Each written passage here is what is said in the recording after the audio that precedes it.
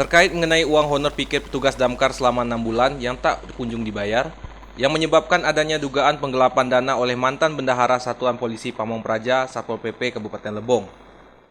Inspektur Inspektorat Jauhari Chandra menjelaskan, dari pihak Inspektorat baru menerima surat pagi ini dari Kepala Satuan Polisi Pamong Praja atau Satpol PP terkait temuan dugaan tersebut. Dari pihak Inspektorat saat ini sedang menelusuri lebih lanjut dan mempelajari inti permasalahan serta mengumpulkan data-data untuk tindak lanjut kasus ini. Makanya aku minta laporan tertulis, tapi kami masih mempelajari dulu hal ini dan akan membentuk tim. Baik itu tim itu terdiri dari pegawai inspektorat maupun tim dari BKPSDM. Karena kalau setelah kami pelajari ada juga menyangkut masalah kedisiplinan dan lain-lain. Oh, tolong kawan-kawan bersabar.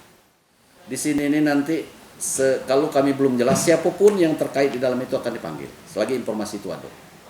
Itu berarti dalam waktu dekat ini, Pak ya? Yang jelasnya kita berusaha dalam waktu dekat ini sambil mempelajari. Ia juga menyebutkan bahwa dari pihaknya belum menerima surat perintah disposisi dari Sekda, dan untuk pemberian sanksi atau hukuman nantinya akan diberikan oleh petugas kedisiplinan, di mana petugas kedisiplinan ini yang dibentuk oleh khusus pemerintah Kabupaten Lebong. Pada prinsipnya di inspektorat ini, kalau masalah itu terselesaikan dengan baik, artinya misalnya ada kerugian negara, mereka mengembalikan, itulah tugas kami. Nah, masalah terhadap kedisiplinan dan lain-lain itu adalah keputusan tim nanti.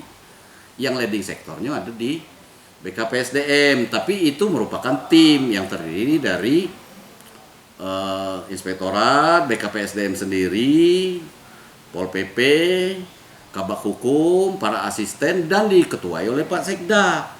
Nah, maka di situ nanti setelah rapat tim baru muncul apa yang harus, apakah berupa teguran.